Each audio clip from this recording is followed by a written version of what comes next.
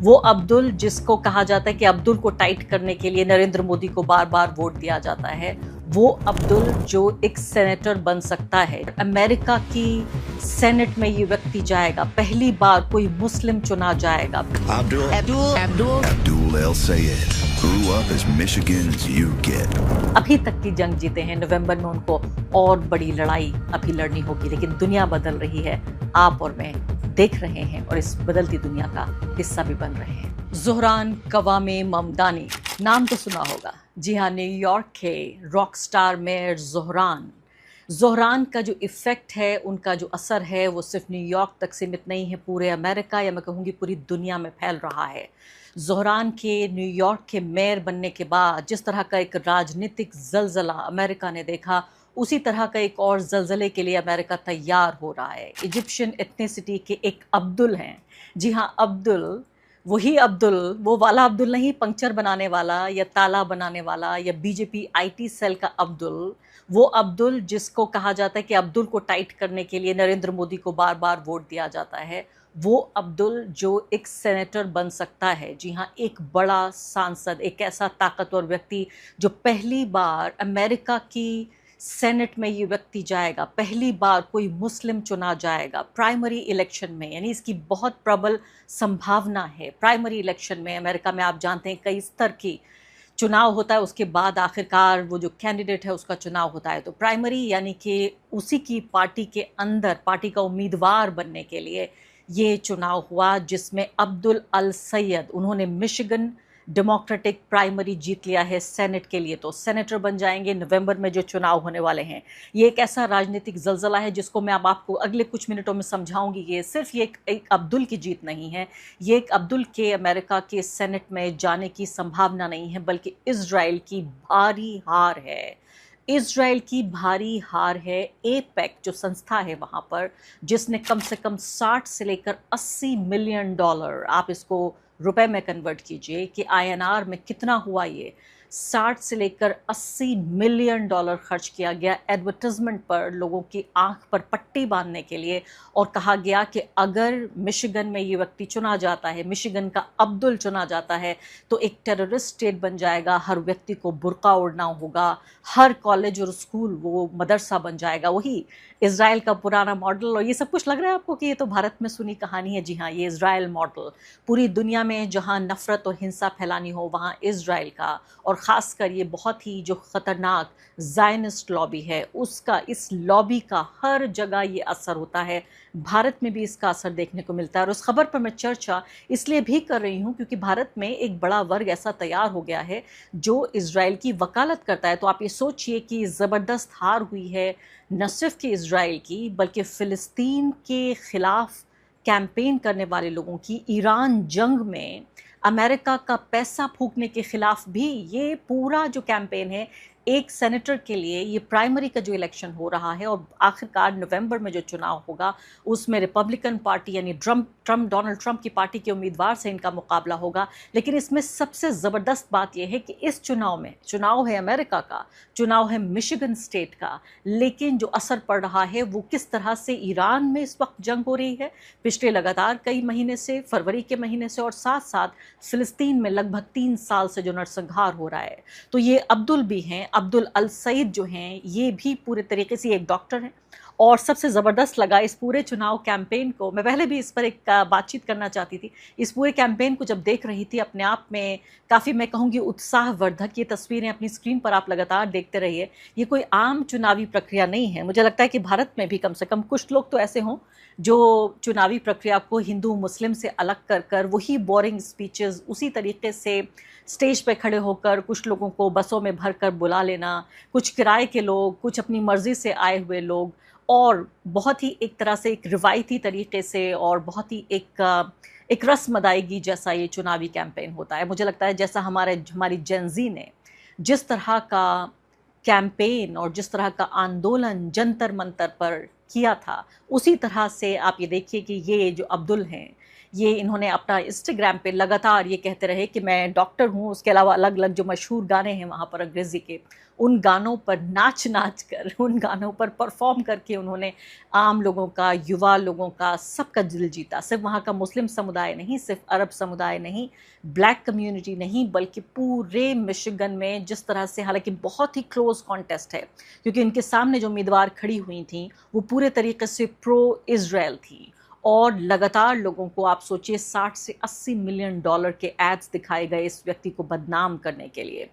तो ये progressive public health advocate हैं और एक पब्लिक हेल्थ ऑफिशियल की तरह पहले भी मिशिगन में काम कर चुके थे। इससे पहले के सेनेटर के लिए वो खड़े हुए इस पद के लिए और प्राइमरी इलेक्शन के लिए, तो उससे पहले उनका एक तरह से स्थापित एक रिकॉर्ड था, एक प्रूवन रिकॉर्ड था, जिसकी बुनियाद पर उन्होंने ये इलेक्शन लड़ा। तो अब बड़े बड़े कारोबारियों को, बड़े बड़े ऐसे लोगों को जो इजरायली लॉबी जिनको तैयार करती है और पूरे तरीके से अमेरिका की जो फॉरेन पॉलिसी है, जो उनकी डिफेंस पॉलिसी है, इसके अलावा जो अंदरूनी राजनीति भी है, उसमें पूरे तरीके से ये कहा जाता है, एक संस्था का नाम है American Israel public affairs committee, APAC.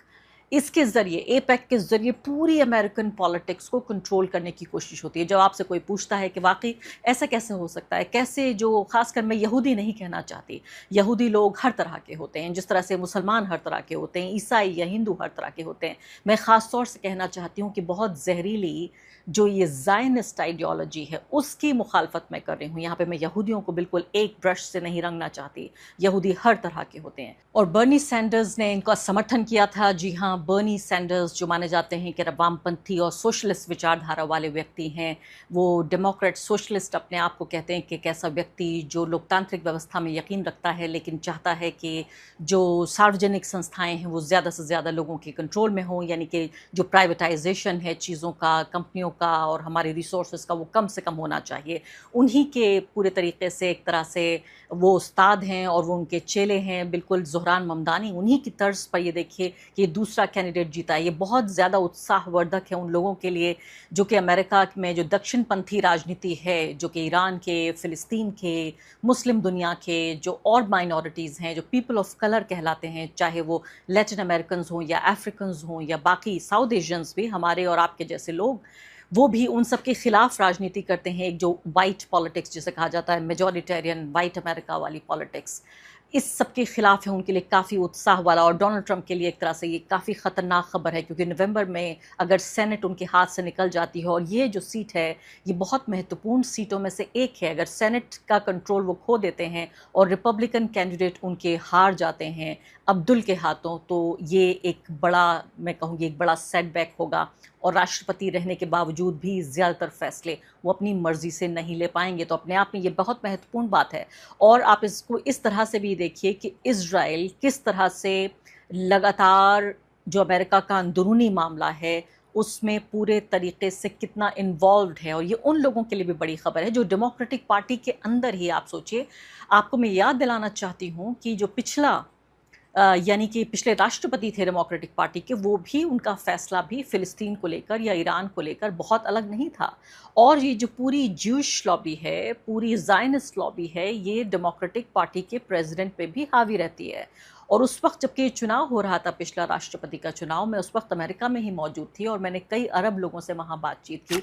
और बहुत हैरान होंगे आप ये सुन के कि बहुत से लोगों ने, बहुत अरब लोगों ने डोनाल्ड ट्रंप को वोट दिया था, खासकर मिशिगन स्टेट में, क्योंकि वो ये कह रहे थे कि ये ऐसा राष्ट्रपति है जिसने ये वादा किया है कि वो तमाम तरह की जंगों पर रोक लगा देगा। तो उनको लगता था कि इनको चुने जाने के बाद अगर डोनाल्ड ट्रंप को राष्ट्रपति बना दिया जाता है तो फ़िलिस्तीन की जंग रुक जाएगी। और मासूम लोगों ने डोनाल्ड ट्रंप को वोट दे दिया था, ये बिना जाने हुए कि और नई जंगों की शुरुआत होगी। क्योंकि आपको याद है कि वॉर प्रेसिडेंट नहीं, पीस प्रेसिडेंट के तौर पर डोनाल्ड ट्रंप ने अपने को प्रोजेक्ट किया था।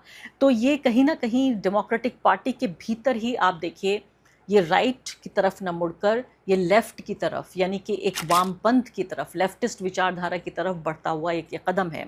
ज़ोहरान ममदानी के बाद जो अब्दुल हैं, उनका जीतना ये बहुत ही बड़ी ख़बर है। अगर वो जीत जाते हैं तो अमेरिका के इतिहास के पहले मुस्लिम सेनेटर होंगे।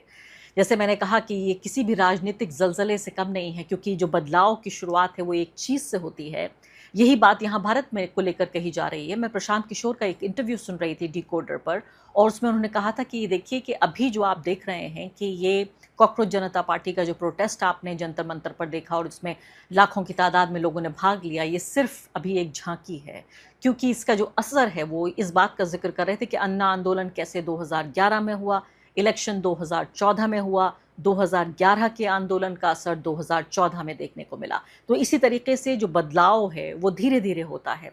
ज़ोहरान ममदानी के बाद अब ये अब्दुल जो हैं, अब्दुल का जीत जाना अपने आप में बहुत बड़ी ये खबर है। इजिप्शियन अमेरिकन है ये, और बर्नी सैंडर्स और अलेक्जेंड्रिया ओकासियो कॉर्डिस दोनों प्रोग्रेसिव नेताओं का उनको समर्थन मिला। और आप ये देखिए कि प्रो इज़राइल जो ग्रुप हैं, एपेक, उसको हरा कर वो यहाँ पहुँचे। एपेक के लिए शायद उनके इतिहास का सबसे बड़ा झटका है, क्योंकि अमेरिका जो माना जाता है कि दुनिया के इतिहास की सबसे बड़ी इकॉनमी है, न सिर्फ कि आज बल्कि दुनिया के मानवता के इतिहास की सबसे बड़ी इकॉनमी है, उसमें एक सेनेटर की हैसियत एक डॉक्टर को मिल जाना ये बहुत बड़ी बात है। क्योंकि आपके ट्रेडिशनल नेता नहीं है वो एक ऐसे नेता हैं जो डॉक्टर थे, हेल्थ प्रैक्टिशनर थे, हेल्थ ऑफिसर थे, और उसके बाद राजनीति में कदम रखा। तो लोग भी नई तरह के नेताओं को चुनना चाहते हैं। एक तरह की जो होप ज़ोहरान ममदानी ने दी थी, वही होप, मुझे लगता है वही उम्मीद पूरे अमेरिका में फैल रही है। और साथ साथ ये भी देखिए आप कि वो व्यक्ति है कि जो फ़िलिस्तीन में जो हो रहा है इज़राइल के हाथों, उसको जेनोसाइड कहता है। अमेरिका में इस शब्द के अराउंड काफ़ी बड़ी राजनीति होती है कि क्या आप जो हो रहा है फ़िलिस्तीन में, इज़राइल जो कर रहा है, क्या आप उसको जेनोसाइड कहते हैं या नहीं कहते हैं। और इस पर लगातार कहते रहे हैं ज़ोहरान ममदानी के नेतन्याहू एक वॉर क्रिमिनल हैं, उनको जेल में होना चाहिए, और अगर वो न्यूयॉर्क आए तो ज़ोहरान उनको अरेस्ट करेंगे।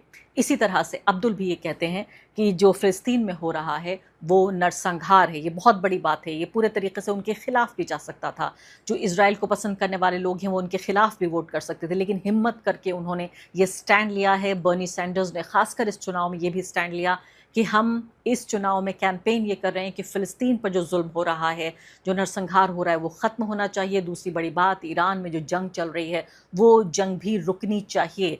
तो ये आप सोचिए कि आम लोगों की जो आवाज़ है वो बड़े पैसे, बिग मनी की ताकत के आगे कितना झुक गई है। और फिर से मैं कहूँगी कि इंस्टाग्राम एक ऐसे सत्ता परिवर्तन के टूल के तौर पर उभर रहा है।